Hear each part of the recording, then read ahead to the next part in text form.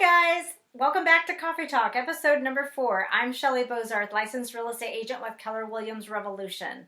I hope everyone is doing well and getting through the week just fine and healthy and staying safe, staying inside, staying distracted. We have learned that that is the key to getting by and getting through our days. We are starting the e-learning, so that was fun, and that actually worked out very well. Ava is very organized and likes to get that done early in the morning, so that worked out well. Our first topic of the day is going to be our real estate news. We receive our statistics every single month end, and our board always compares last year to this year to show us how we're doing comparatively. So our latest report showed that as of March 31st, 2020 compared to March 31st, 2019, we were up in existing home sales by 4% in units. Our new construction units were down actually 33%, but our overall total units were up 3.3%. So I find that to be very good news. I fully expect things to be getting back to normal as soon as we are free to roam around and look at homes, and people are going to start their home searches and list their home enthusiastically. I can see us getting back to normal very quickly once this is all over.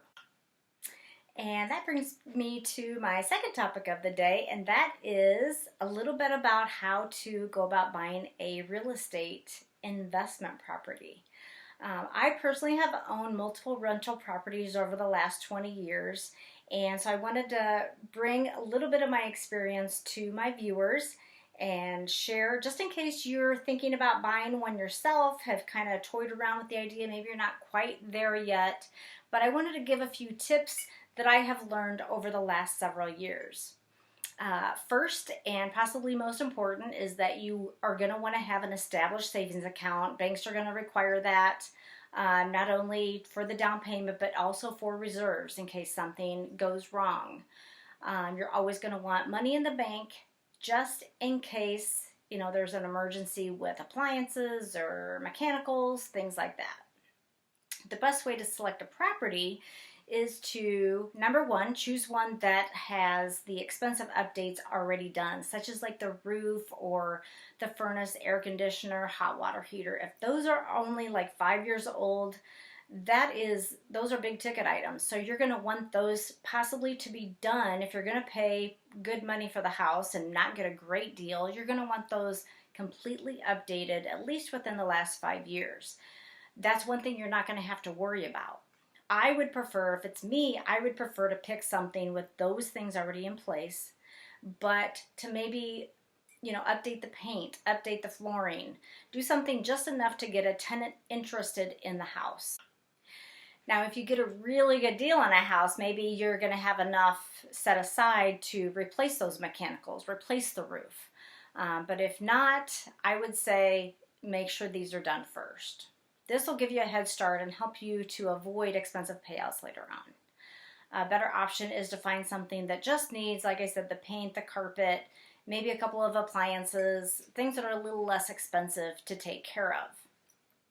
Have these things done and in place before you start showing the potential tenants. In my experience, tenants are willing to pay slightly higher in a monthly rental payment if the interior is aesthetically appealing to them. Most tenants will make that decision sometimes as soon as they walk into the house. And if they like it, they're really going to want to sign something right then so nobody gets it in place of them. Make sure you do a background check, pull a credit report, call employers, things like that if you're not going to pay for a property manager. Popular paint colors, flooring, countertops, appliances, those are all really good choices to attract the very best and preferably multiple applicants. So I tell people that are looking to rent out their places the same thing that I tell sellers who are ready to sell. In order to get the best dollar amount, whether it's a sales price or a monthly rental payment, you're going to want it to look as good as possible. So if you don't care, if you just want to rent it out to whoever and you don't mind a smaller amount, then you don't have to do as much. Somebody might rent it, but there is a lot of competition right now. So you still want to look the best in order to attract as many applicants as you can so you have a good selection. Renters entertain their friends. Keep this in mind. They will entertain their friends just like homeowners do. They want to be proud of where they're living. So it's just as important to have something, painted, fresh, really, really cute if you want to get top dollar for a rental payment. The next thing you want to think about when selecting a house to buy is to find a property that maybe has a dual purpose for you personally. Ask yourself if you could see yourself or maybe a family member living there at some point down the road. If you think maybe a parent is going to be downsizing in the next 5 or 10 years, or maybe you're going to have children, maybe 1 or 2 or 3, that are going to be going to college in 5 or 10 years. So this could be reason enough to make an offer on a rental property just because it serves 2 purposes: rental income for the short term, and then a place to live or a family member to live for the long term. Choose a place with a floor plan and in a location that would suit those future needs. Next, ask the seller before you make an offer if there are any rental properties in the area or if they've ever rented it out. If they have, ask for tax returns. Don't be afraid to ask for those and see if they're turning a profit. This doesn't always indicate whether or not you're going to turn a profit because you might be a better manager. You might hire a better manager. So you might do a better job. So just find out, maybe ask questions and find out what their problem was. If it's not in that great a shape, you might get more in a monthly rental amount just because you're going to fix it up, clean it, paint, that kind of thing. And please be sure to make sure that you know all the costs involved, including taxes, what your insurance premium is going to be, any association fees, like if it's a condo or a subdivision that does have monthly or annual fees. Make sure you know these before you make an offer to purchase the property. Also, there are several write-offs and tax advantages of owning a rental property. So I would strongly encourage, if you don't have a tax accountant, get one. I can get you some names if you don't know of any. But have a consultation with them and find out what these benefits, tax advantages are, when's a good time to sell, just as far as like depreciation and that sort of thing. It would be great to make a sizable profit every single month that you own the property, but unfortunately it doesn't work that way. Take it from me. If you find great tenants who will pay without fail every single month, stay in the house year after year, so that you don't have to clean and change the carpet, paint, and all that every single year, then your chances of turning a bigger profit is a lot more likely. So one final recommendation, which is probably the most important that I can give you today, is this. I would recommend that any profit that you make in any given month, the entire time that you own that property, is put into an account and it is not touched, only to make the mortgage payment and to make repairs or updates if they're needed. I wouldn't make updates unless you really had to. Do just enough to get a good tenant in there or multiple applicants if you have a vacancy at any given time. Let that account build up because emergencies happen, and it's wise to have that set aside so you don't have to come up with that money out of your own personal funds, out of your own paycheck, your own checking or savings. Let that property pay for itself. Just try to imagine yourself each time you maybe get the temptation to dip into those funds or use it for a vacation, or you see it building.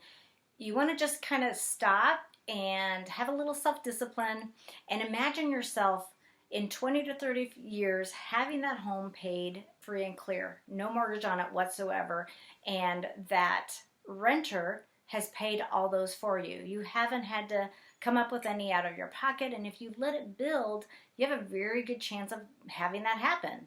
So try to keep the long-term goal in mind, and that is to have something free and clear or nearly free and clear when you're ready to sell. If you follow this one piece of advice and nothing else without fail, I promise you will thank me in the end. Sometimes you can find a great deal on foreclosed properties too. Some need a lot of work, but not always, so it's something to look into. A few websites to check out if you want to start searching for a foreclosed property would be hubzoo.com, hudhomestore.com, homepath.com, foreclosure, or auction.com. If you need a list of these, I can email them to you, text me, and I can send them to you that way too. And as always, I always suggest to all of my viewers to for sure think about refinancing. If you're not moving, if you're not selling soon, check rates, get that payment down, get the interest down. Try to keep your loan amount and your term as close to what it is now as possible when you refinance. You don't want to add up that interest, rack it up. Check with your local loan officer for current rates and loan options. If you need some names, let me know. And another quick tip, if you're bored and looking for something to do, we have been doing a couple of things in the evenings just to kind of break up the monotony, mix things up a little bit. And we've been playing these two awesome card games I would recommend. Phase 10 is one. It's one of my favorites. And then Uno Flip. This one takes forever.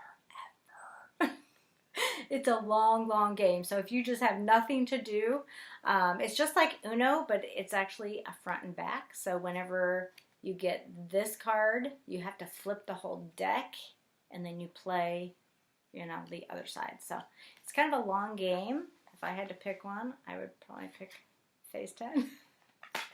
So another thing to do is, if you're an avid book reader, download the app Overdrive. This is an app connected to your local library. You will use your library card to check out books, to register and all that. Then they will deliver that digital format to your Kindle app for no charge. And you can read them for 2 or 3 weeks. You can check them out again.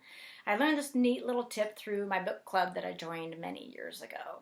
And some of my favorite books that I've read in my book club are as follows: The Magnolia Story by Joanna Gaines, The Tiger's Curse, Just Mercy, Calling Me Home, The Hideaway, and The Husband's Secret. These are some of my favorites. I can text you these too if you need those. And if you haven't done this already, please check out the website or Facebook page, Yaymaker, YAYMAKER.com. This is where you can reserve your spot for a virtual paint night for only $15. They have some really, really cute paintings. They're usually around $40 when you go to the restaurant and you paint in person. But with this, you have an artist teacher, and they walk you through it, and it's really, really fun. If you don't have the paints or the paint brushes, Michael's is offering curbside delivery, where you just order the supplies online and then you pick them up at the door. I'm lucky I have a Michael's 5 minutes from my house, so that makes it really handy.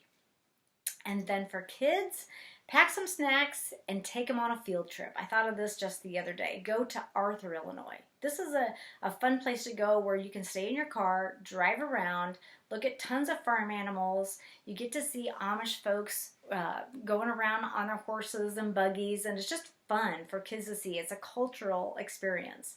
You can also stop by Beachy's, which is one of my favorite grocery stores there in Arthur. It's fabulous. You can actually find it online. I buy lots of cooking supplies, spices, and a lot of things in bulk that they have there. For example, I always get this huge jug of coconut oil. It's Butcher Boy. It's 128 ounces.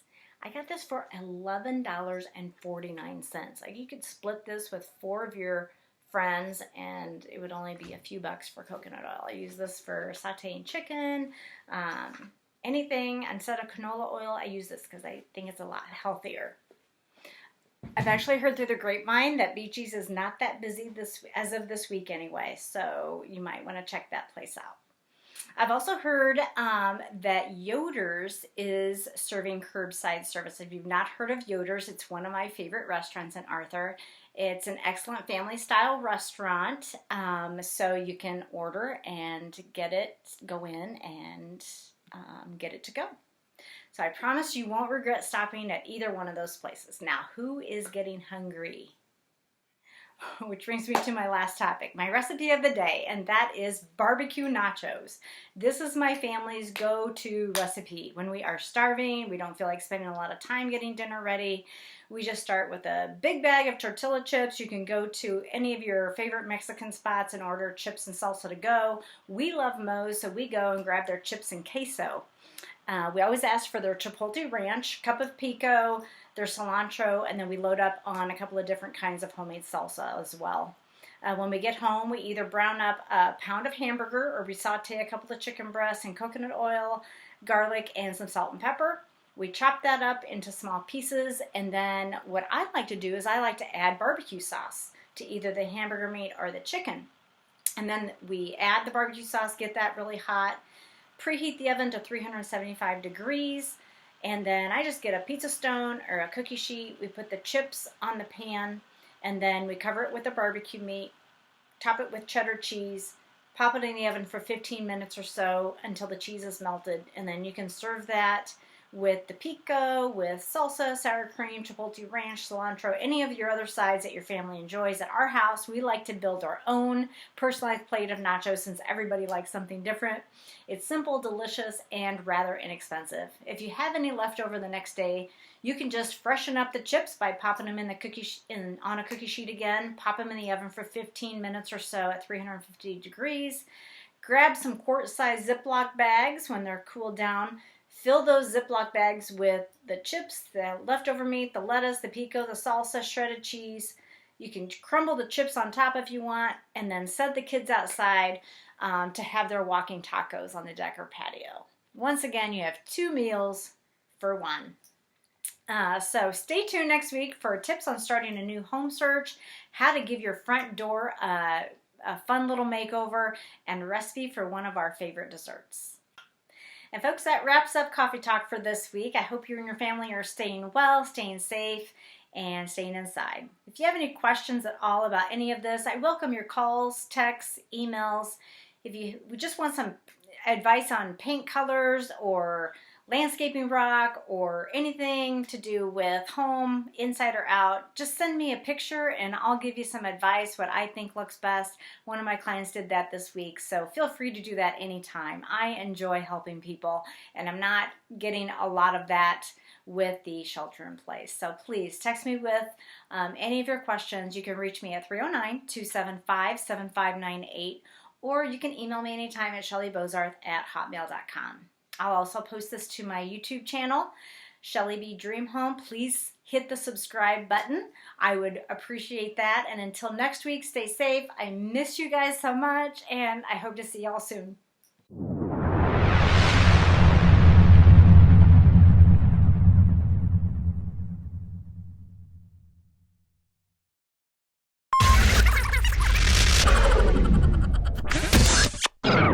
Same thing that I tell people whenever they're in my experience, buyers are willing to pay slightly higher in a monthly mortgage payment. Oh my gosh, isn't that what I meant? And this last March, we ended up with an increase. Who does a better job of managing it and time you maybe get the kind of the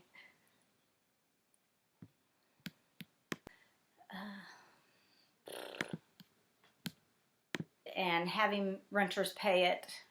Oh my gosh. I use this because I think it's a lot healthier. Oh, whoopsie. There I go again. And it's on the floor. Fabulous. Hold on a second. Are you videoing? Oh my gosh. And folks, that whack wrap.